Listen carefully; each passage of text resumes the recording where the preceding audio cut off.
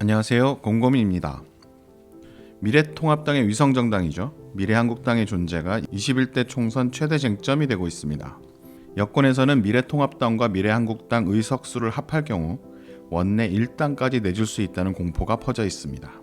선거 결과를 예측하는 것은 어려운 일입니다. 하지만 현재 구도를 유지할 경우 미래한국당이 20석 이상의 의석수를 확보할 가능성도 있습니다. 그런데 미래한국당의 존재는 미래통합당의 의석수를 늘리는데 그치지 않을 수도 있습니다. 오히려 선거가 끝나고 미래통합당과 미래한국당이 통합하지 않고 정치를 혼란스럽게 만드는 도구로 활용될 수 있습니다. 특히 7월로 예정돼 있는 고위공직자범죄수사처 공수처 출범에 상당한 혼란을 가져올 수 있습니다. 자칫하면 아예 출범이 어려워질 수도 있습니다. 왜 그럴까요?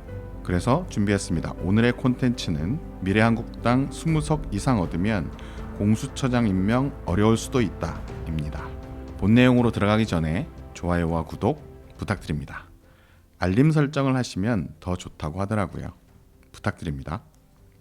시작할게요. 작년 12월 30일 국회 본회의에서 공수처법이 통과됐습니다. 이 법에는 공포 6개월이 경과한 날부터 시행된다는 부칙이 있습니다. 이 부칙에 따라 공수처는 빠르면 올해 7월 출범할 예정입니다. 공수처가 출범하려면 공수처장이 임명돼야 합니다. 미래한국당의 존재는 바로 공수처장 임명을 흔들 수 있습니다. 공수처장은 어떻게 임명되는지 살펴볼까요? 공수처법에는 공수처장 후보 추천위원회를 구성하도록 규정하고 있습니다. 후보 추천위원회가 2명의 후보를 추천하면 대통령이 1명을 지명하고 인사청문회를 거쳐 임명하는 과정입니다. 후보 추천위원회는 총 7명인데요. 법무부 장관, 법원행정처장, 대한변호사협회장이 들어갑니다. 나머지 4명은 국회에서 추천합니다. 여당 추천으로 2명, 야당 추천으로 2명입니다. 문제는 후보 추천회의 안건 의결 방식입니다. 후보 추천위원회에서 안건을 의결하려면 7명 중에 6명이 찬성해야 합니다. 만약 야당에서 추천한 2명이 반대하면 어떤 안건이든 부결시킬 수 있는 구조입니다. 박주민 더불어민주당 의원은 이런 구조에 대해 이렇게 평가한 적이 있습니다. 야당이 절대적 비토권을 가지고 있다. 공수처 설치에 반대하고 있는 미래통합당이 2명의 추천위원을 확보할 경우 공수처장 임명을 무산시킬 수 있는 힘을 갖게 되는 것이죠. 당연히 그렇게 될까요? 그렇진 않습니다. 만약 미래통합당이 아니라 제3의 교섭단체가 있다면 얘기는 달라질 수 있습니다. 자세히 살펴볼까요? 일단 야당 몫의 추천위원 2명을 어떻게 결정하는지 보겠습니다. 아까 말씀드린 대로 여당 몫이 2명이고 야당 몫이 2명이죠.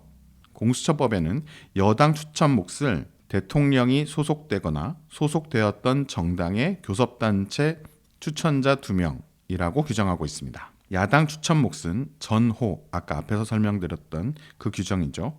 전호의 교섭단체 외 교섭단체가 추천한 2명이라고 규정하고 있습니다.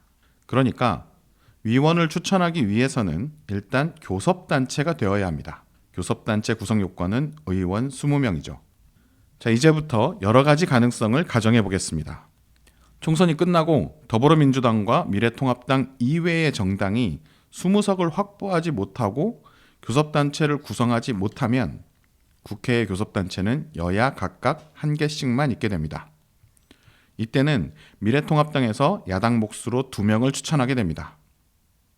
반면에 더불어민주당, 미래통합당 말고 제3의 교섭단체가 생긴다면 야당 추천 몫은 미래통합당에서 1명, 다른 교섭단체가 1명을 추천하게 됩니다. 바로 이 제3의 교섭단체가 누가 되느냐가 중요해집니다.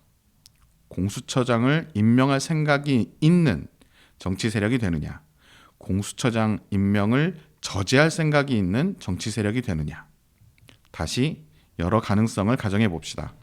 미래통합당의 위성정당 미래한국당이 20석 이상을 확보하고 다른 정당들이 20석보다 적은 의석수에 그치게 되면 당연히 미래한국당에 1명을 추천할 권한이 주어집니다.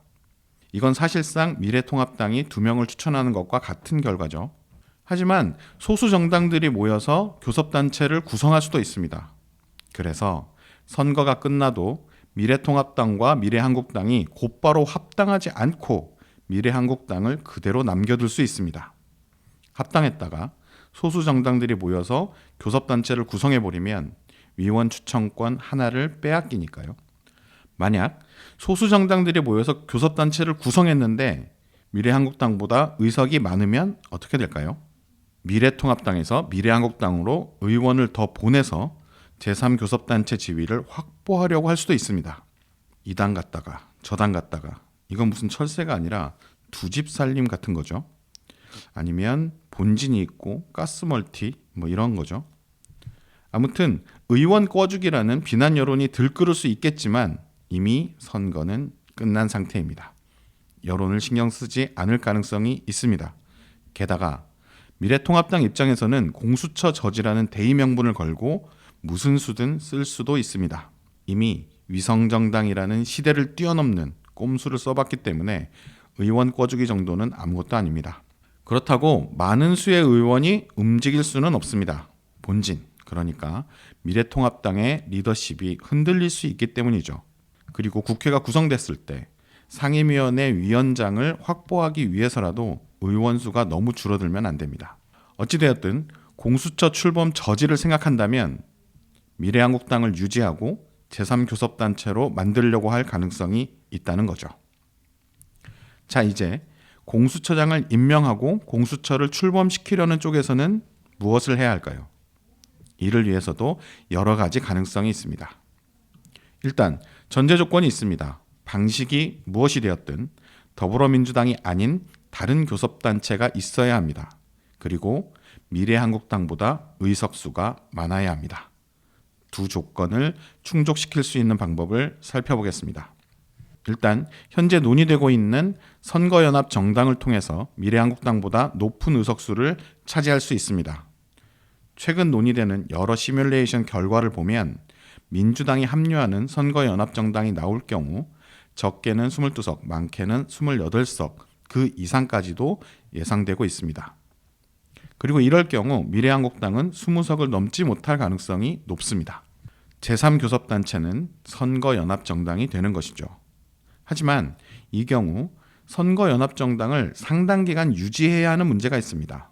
총선은 4월이고 공수처장 임명은 7월이기 때문입니다. 게다가 미래통합당이 추천위원을 추천하지 않으면서 후보추천위원회 출범을 지연시킬 수도 있습니다. 이미 지난 국회에서 자유한국당이 5.18 진상조사위원회 위원 추천을 1년 넘게 하지 않았습니다. 그래서 위원회 구성을 지연시켰죠. 이런 상황이 또 벌어지면 공수처장 후보추천위원회가 상당 기간 구성되지 못할 수 있습니다. 이 기간 동안 선거연합 정당이 유지돼야 하는 겁니다.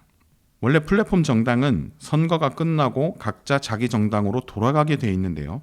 그렇게 되면 어떤 정당도 교섭단체 구성 요건을 갖출 수 없습니다. 그들이 다시 모여서 교섭단체 구성을 하면 되지 않느냐라고 생각할 수 있습니다. 그러기 위해선 민주당 후보를 제외한 의석수가 20석을 넘어야 합니다. 현재 논의되는 바로는 민주당이 6석에서 7석 정도 가져간다는 입장입니다.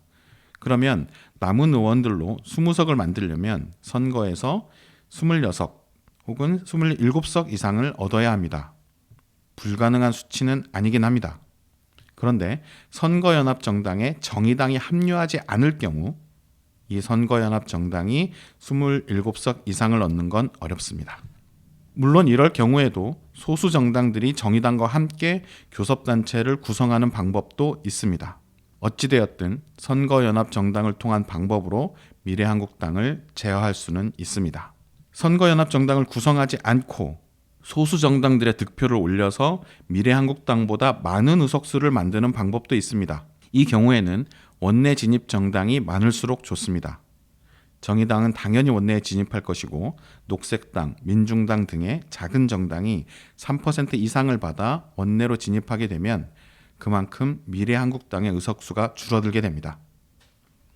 하지만 이 정당들을 다 합쳐서 20석을 확보할 수 있을지는 확실하지 않습니다.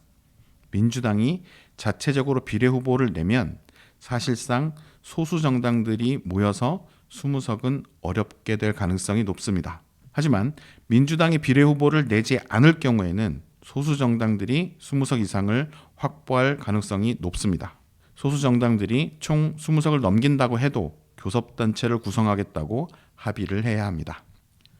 정리해 보겠습니다. 지난해 국회와 정치권의 최대 이슈는 검찰 개혁이었습니다. 검찰 내부에서 어마어마한 저항이 있었고 자유한국당 등 보수 정당들의 반대도 상당히 강했습니다.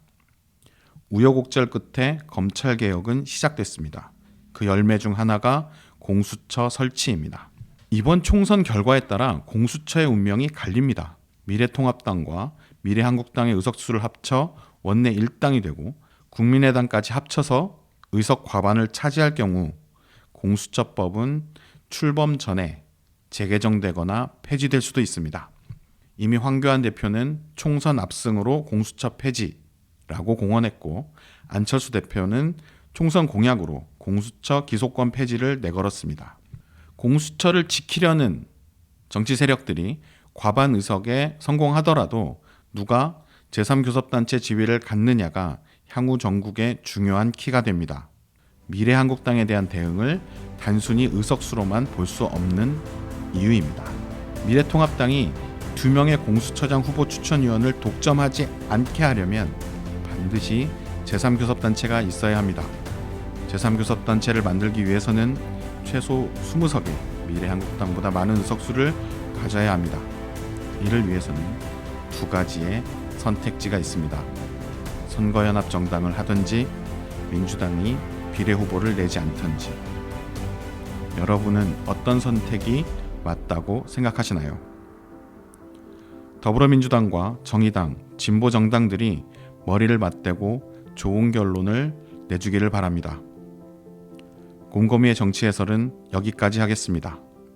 유익하셨다면 좋아요와 구독, 알림 설정 부탁드립니다. 지금까지 시청해 주셔서 혹은 청취해 주셔서 감사합니다.